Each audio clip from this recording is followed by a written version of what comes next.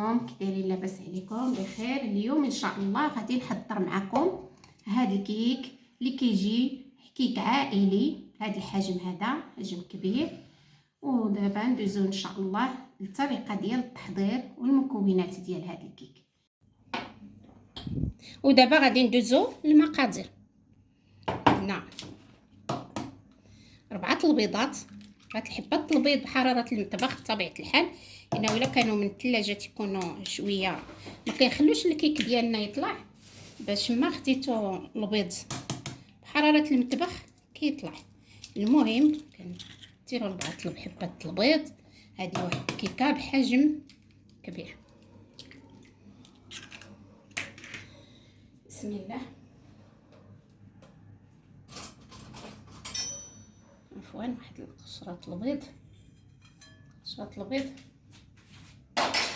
غنديرو في هذا البيض غنزيدو واحد الالزا خماره، غادي نضيفو السكر، كاس عنبات السكر ما يعادل 100 ملغ.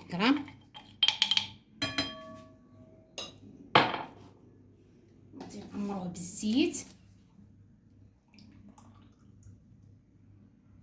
هذاك الكاس حنا نعمروه بالزيت، الكاس اللي درنا به، وندوزو نخلطو مزيان هذا الخليط.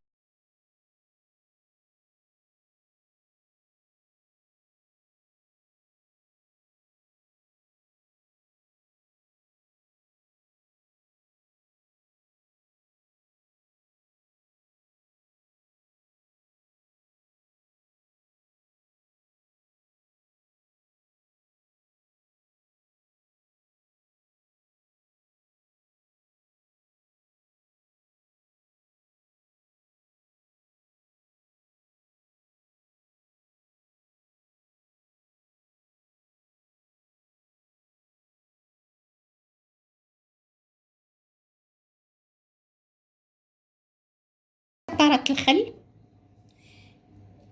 تقريبا ما يعادل نصف معلقه صغيره الخل. نضيفو واحد الياغورت طبيعي ولا بنكهه الفاني، اما طبيعي اما بنكهه الفاني اللي واجد عندكم. دابا غادي ندير واحد الطراب يدوي.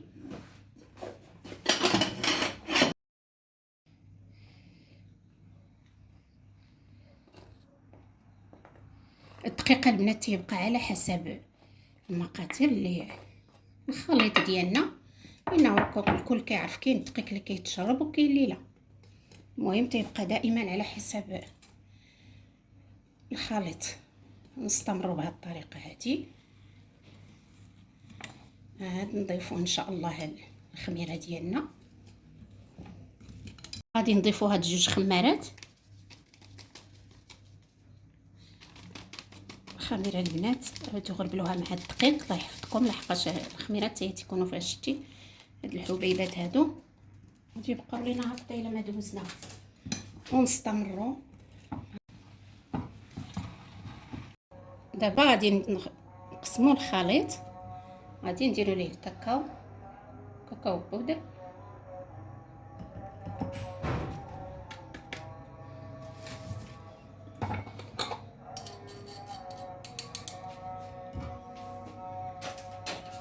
نخلطوه مزيان. نديروا طبقات بهذه الطريقه هذه.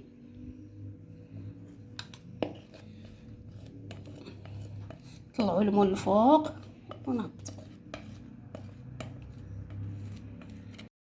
ها هي الكيك ديالنا بعد ما خرجناها من الفرن، كتجي على هذا الشكل هذا، رائعه ولذيذه وهشيشه، كتجي بحجم كبير. نتمنى ان شاء الله تجربوها وتنال الاعجاب ديالكم. خلوا لينا التعاليق ديالكم اللي كتزيد تشجعنا اكثر. وان شاء الله ها هي كي تتجي هاد الكيكه، كتجي رائعه ما شاء الله، فشفشه وبحجم عائلي وكبير. إن شاء الله إلى فيديو قادم، ودمتم في رعاية الله.